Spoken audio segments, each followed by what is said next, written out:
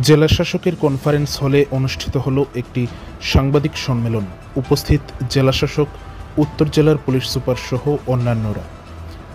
১ জুলাই সোমবার বিকেল আনুমানিক ৩টা ৪৫ নাগাদ উত্তর ত্রিপুরা জেলার জেলা সদর ধর্মনগর শহরের জেলাশাসকের কনফারেন্স হলে একটি সাংবাদিক সম্মেলন অনুষ্ঠিত হয় নতুন ক্রিমিনাল আইনের ইমপ্লিমেন্টেশনের উপর, যেখানে উপস্থিত ছিলেন উত্তর ত্রিপুরা জেলার জেলাশাসক দেবপ্রিয় বর্ধন, উত্তর জেলার police super IPS Bhanupada Chakraborty, উত্তর ত্রিপুরা জেলা পরিষদের সভাধিপতি ভবতোষ দাস, মহকুমা শাসক শ্যামজয় জমাতিয়া, পুর পরিষদের ভাইস চেয়ারপারসন মঞ্জুনাথ সহ অন্যান্য আধিকারিকরা।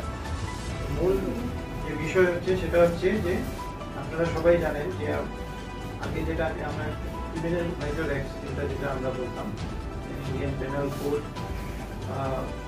কোড অফ ক্রিমিনাল প্রসিজার আর ইন্ডিয়ান এভিডেন্স অ্যাক্ট, তো এই তিনটাকে রিপ্লেস করে আজ থেকে যেটা ইমপ্লিমেন্ট হতে যাচ্ছে সেটা নতুন আইন।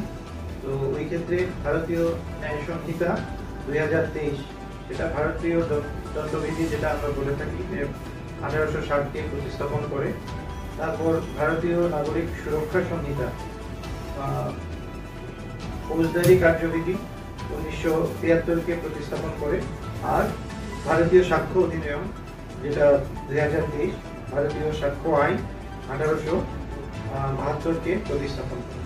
তো এই তিনটা আইনের সাথে আপনারা যদি দেখেন যে এটা অনেক আগে সেগুলি বানানো হয়েছে, তো এখন গভর্নমেন্টের এই তিনটা আইনকে চেঞ্জ করে নতুন আইন বলবৎ করা হয়েছে। তো এই ক্ষেত্রে বিভিন্ন চেঞ্জ যে নতুন তিনটে আইন সেটার মধ্যে আছে, এবং যে কোনো অপরাধমূলক যে ঘটনাগুলি হবে সেটির শিকার ব্যক্তিকে মামলা নথিভুক্ত করার 90 দিনের মধ্যে তদন্তের অগ্রগতি সম্পর্কে জানাতে হবে, এবং চার্জশিট ফাইল হওয়ার 60 দিনের মধ্যে বিচার প্রক্রিয়া শুরু করতে হবে। তারপর বিচার প্রক্রিয়া শেষ হওয়ার 45 দিনের মধ্যে বিচারের রায় জানাতে হবে।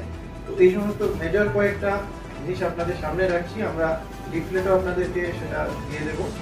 তো তারপর বিভিন্ন কয়েকটা ফিল্ডে, কয়েকটা ইম্পর্টেন্ট ফিল্ডে চেঞ্জ আনা হয়েছে। তো সেক্ষেত্রে নারী ও শিশু পাচার বিষয়ে পাচারের শিকার হওয়া ব্যক্তি সপক্ষে আইনি ব্যবস্থা রাখা হয়েছে, সেটাকে আরো স্ট্রিনজেন্ট করা হয়েছে। ওই ক্ষেত্রে ভারতীয় ন্যায় সংহিতা যেটা 2023-এ সংগঠিত অপরাধের মধ্যে মানব পাচার, যৌন ব্যবসা বা মুক্তিপণের জন্য মানব পাচার ইত্যাদি রাখা হয়েছে, এবং এক্ষেত্রে কঠোর শাস্তির ব্যবস্থাও করা হয়েছে। কোনো শিশুকে যৌন ব্যবসার কাজে ব্যবহারের উদ্দেশ্যে ক্রয় করলে কমপক্ষে 7 বছরের শাস্তির মেয়াদ 14 বছর পর্যন্ত বাড়ানো যাবে। এই ধরনের যে চেঞ্জ বিভিন্ন ফিল্ডে সেগুলি আনা হয়েছে। আর সেক্ষেত্রে আমাদের আপনাদের জন্য আমরা একটা প্রেজেন্টেশনও আমরা রাখছি, এক্ষেত্রে বিস্তারিত আমরা কিছু আলোচনা করব। তারপরেও একটা আমাদের এখন যে কারেন্ট যে আইনে ভারতীয় নাগরিক সুরক্ষা সংহিতা 173 নম্বর ধারা, সেটা খুবই ইম্পর্টেন্ট।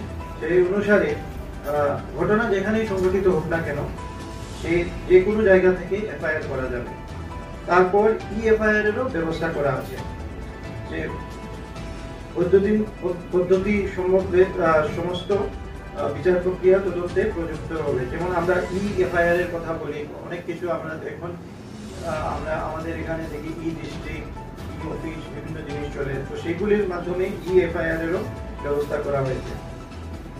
তো সেটার মাধ্যমে ছোটখাটো অপরাধের জন্য, বিশেষ করে বিকলাঙ্গ বা শারীরিকভাবে অক্ষম বা সিনিয়র সিটিজেনদের প্রতি সেটা গ্রেফতারের জন্য বিশেষ ছাড়েরও সুযোগ রয়েছে। কোনো অপরাধমূলক ঘটনার শিকার যে কোনো ব্যক্তি, তাকে মামলা নথিভুক্ত করার 90 দিনের মধ্যে তদন্তের অগ্রগতি সম্পর্কে জানাতে হবে। আর 7 দিনের মধ্যে বিচারের রায়ের কপি আপলোড করতে হবে। তো এই ধরনের বিভিন্ন ধরনের জনগণের সুবিধার জন্য এই সমস্ত জিনিস সেগুলি এই নতুন আইনগুলিতে আনা হয়েছে। যে সমস্ত অপরাধের জন্য 3 বছরের কম কারাদণ্ড হয়, সেক্ষেত্রে কমপক্ষে ডিএসপি পদের আধিকারিকের অনুমোদন থাকলেই গ্রেফতার করা যাবে।